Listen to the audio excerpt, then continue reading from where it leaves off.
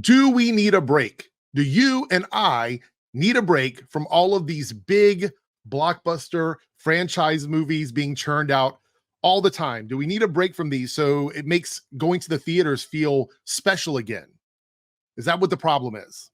Well, according to one person in Hollywood, Edgar Wright, you all know who that is, has made some statements on a podcast. The outlets have picked it up. They ran with the quotes. We're going to look at the quotes here in a second.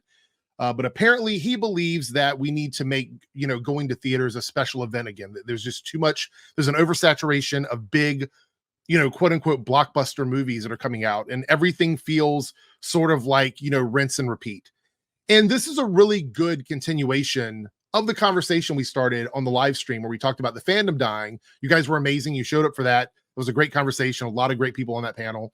And I said there's a bit more nuance to just going, oh, it's superhero fatigue, or oh, it's just consumers consuming. Like there's more to it than that. That is just the most surface level part of the conversation. I think there's layers to it. And I don't think there is a better time to talk about this than right now when there's so much being, pushed back and delayed and everything. Like next year, we're going to look here in this video. We're going to look at what's coming out next year from our favorite comic book companies. And it's dry, y'all. It really is. There's not a lot happening. So the great reset is coming on with these superhero movies. And I think ultimately, like, even though it's going to be painful, I think it's a good thing that we're going to get there. However, before you look at this quote, if you would go on to enjoy this video, please hit like, leave a comment down below, and subscribe to the channel, become part of the Airrickverse. Love to have you over here so you can join the conversation as we talk about this for the next 7 to 8 months. We're going to try and get through all this. Anyway, so here we have it. This is the statements made by Edgar Wright. I have them highlighted. We're going to look at these here and then just have a chat about it. So it says, Edgar Wright says Hollywood franchises must learn to take a breather and let audiences get excited again. It's okay to take a break and build anticipation. And so this is coming from somebody who's in the industry. I mean, this is a guy who has been working in Hollywood for a while now. So anyway, let's see. Says, I think one of the problems with film franchises is sometimes when they announce, I'm not mentioning any names or anything, very smart. When they announce like massive slates of films and TV shows, there's a danger of killing the golden goose. And I want to point out that's an executive thing. We know that now, that even when creatives are being creative, executives push to have these things announced because they want the audience to be primed for the product. So even if somebody's like in the very, very early stages of something, a lot of this goes up with Marvel and DC and stuff like that. The studios are like, hey, you need to announce that so people will get excited for it instead of just letting it happen organically, which I think is a big problem. And then he goes on to say, I wish some franchises would just kind of had a sense to take a breather and let people get excited about it again. I feel like there are certain things that I loved that I don't want to see again, or I don't want to see them again for a long time. And again, I'm not going to badmouth anything because that always gets interpreted as sound bites. Smart man. You know how the internet works. So I'm gonna give you credit on that. So ultimately what he's saying is basically what we talked about in the very beginning of this video, is that there's just so much being announced and so much coming out that people don't have a chance to get excited anymore. And I'm not saying that to me. I tend to get excited about most things. Growing up in my era, and it's really weird because it's such a polarizing difference between me and other people that were Gen Xers, but I never thought we would see the amount of content we see right now when it comes to superheroes. And I've said this before. I think superhero media in general, cartoon, nostalgia, all of that is something that I was sort of made fun of as a kid. And now to see that it's gone through this cycle where it was like the largest, coolest thing you could be. And now it's being sort of, there's people in pockets of the anti-fandom community where they try to make it uncool to like superhero stuff again. So it's like the bullying returned. But this time the bullies are people that claim to have been fans in the first place. That's a different video for a different subject. But either way, like getting all the stuff we have now is something I never thought I would see growing up. So I get excited about a lot of things because there is a bit of like, I remember loving that as a kid. It makes me feel youthful again. It makes me feel excited again to see these things. And I do believe that a lot of that, the people that are jaded against this now have just forgotten how to have fun. I do believe that's a big part of it. And I think, again, that's something that probably needs a deeper conversation for it to happen. But let's talk a little bit about why I think this stuff is happening, why it's going on right now. I have a few notes here. So event films, that's number one on my list here. I do believe that the idea of event films when it comes to like superhero stuff, or franchise stuff in general, really has somewhat ruined the rest of the stuff. Like if you look at like where everything led to in terms of like the Avenger movies and stuff like that, the smaller movies in between, somehow the expectations are those movies are going to be billion-dollar movies now.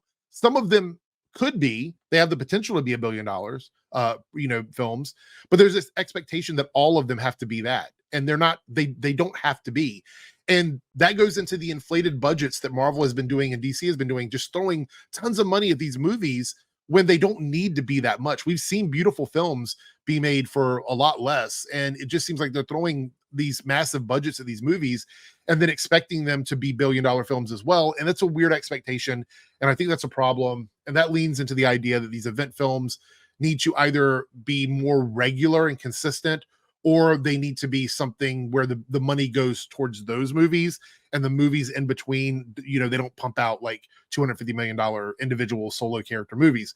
And Marvel also has been doing something that DC has a little bit, which is adding in multiple characters into the films to make them more exciting for fans. But ultimately what happens is that also inflates the budget. So that's a big issue. I think streaming's another thing. And this speaks to more what Edgar was saying, is on streaming, we have so much stuff coming out connected to these movies that you can either choose to ignore them and then you don't have as much interest in the movies, which we saw that with the Marvels, or you can be someone that just watches all of them and you sort of become numb to all of these larger events. So it leads into the idea that event films they don't mean as much anymore, which again speaks to what Edgar was saying. I think VOD release is a big problem. I think the issue with that is studios are in this like infinite cycle of putting a movie out. If the movie doesn't do well within the first couple weeks, they rush to get it out on VOD to try and recoup money off of VOD sales, which has worked for some films. But then what that does is you're training the general audience that they don't have to go see it in theaters because it'll be out on VOD within a month. And so for a family of like 4 or 5 people, they're going to go, why am I going to go see a family movie with all my family members and spend, 15 to $20 a ticket to go see a movie with my entire family when I can just spend like $20 to $25 at home and watch it at home and not have to deal with taking the kids out and going to the theaters and paying the high price for food at theaters. We can order something on Uber Eats or cook at home or whatever.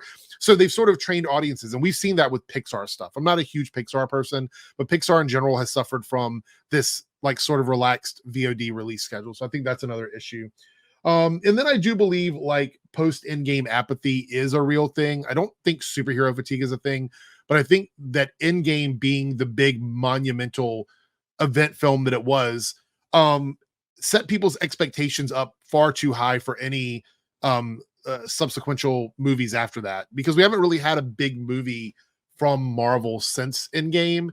And I know COVID's been a problem and there's other issues with making that happen, but I truly believe we should have had another Avengers movie by now. We should have had another movie with these new Avengers in it, like Shang-Chi, Captain Marvel, the new Captain America. Like, we should definitely have had a movie with these characters in it by now to keep fan interest up, because Captain Marvel, as cool of a character she is, I love her. I really enjoyed the Marvels. She hasn't been properly showcased because we've had so many new characters introduced, so many new movie franchises introduced for Marvel, that having her there as like a end credit character or something like that, I think that people just didn't pay much attention to that. And just, the ease of access. This isn't on my list here, but the ease of access for superhero media in general. Like, I'm not talking about just Marvel and DC, other comic book publishers, where you have things like, Gen V, which was really good. You have The Boys, you have Invincible, you've had other franchises coming along that are smaller in scale, but still, like, there's never been a time where there's more access to superhero media on both TV and movies. And now we have to sort of figure out where we're going with that moving forward. The last thing I want to talk about is the Great Reset, as I like to call it, for the movies. And that is what is coming out next year from the big studios. Like, what are we going to see next year? And here, this is 2024, and this is updated with, like, as far as I know, the most recent changes. And it's looking sparse for us. It really is. So we're going to see this Great Reset where I think people are going to have a chance to sort of catch their breath.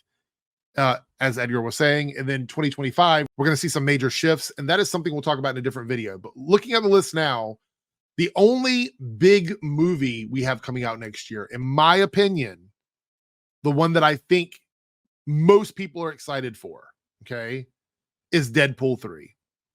I think Deadpool 3 is a movie that could potentially make 800 million to $1 billion. We talked about this before. You guys know I don't really care about the numbers, but a lot of people do. So this is just my estimation. I think Deadpool 3 is set up in a space where it can make 800 million to $1 billion because it is a very popular franchise for Marvel in general. Now that it's Disney property, it's not MCU, but it is part of a film, two films that people loved. I know the second one is a little bit more debated, but the first movie was amazing. And we're getting Wolverine in a costume from the comics. We know it's going to include the Fox universe. I think Deadpool 3 is a really good movie to release next year, and I think it's going to do well financially, especially since looking at this list, that's the only real like Marvel thing that people can be excited about in terms of films next year. Madam Web is getting clowned all over the internet. I don't really have too much of an opinion about it. Kraven the Hunter, also not a movie that people are super excited about. They're going to come out. They may actually benefit a little bit from the lack of media from, you know, Marvel or DC in general. And as far as DC goes, we're just getting the sequel to the Joker. You know, and there is an untitled Venom 3 movie, but I don't know what that's going to look like. We'll have to wait and see where they're at on that, if it's going to meet that release date. Not sure. We have some animated stuff. We have some other, you know, sort of superhero content that's not mainstream, you know, in the United States. So this is what we have next year. And this is what I'm calling the Great Reset for me. We're going to see what this does for movies in 2025.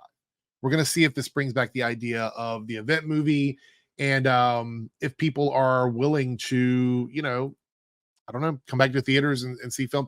Look, I don't want theaters to die in general. And I think that we can look at some of the films that are coming out, not just superhero movies, and have a conversation about what that means, because it's not just superhero movies that are suffering. There's other film types that are also not making money. And we're seeing that from a lot of the bigger directors who are also known for like putting out bangers, and it's not working for them either. So things are kind of in a weird space now. Plus we're post strike, and we're still, you know, waiting to see what that means for some of the movies coming out this year, like Wonka and Aquaman 2. How are they going to perform? There's no telling. Anyway, thank you guys so much for watching the video. If you enjoy this, make sure you subscribe, hit the like button, and leave a comment down below. Let me know your thoughts and opinions on all of this. Do you agree or disagree with any of it? I am very curious, but I will see everybody in the next video. Take care.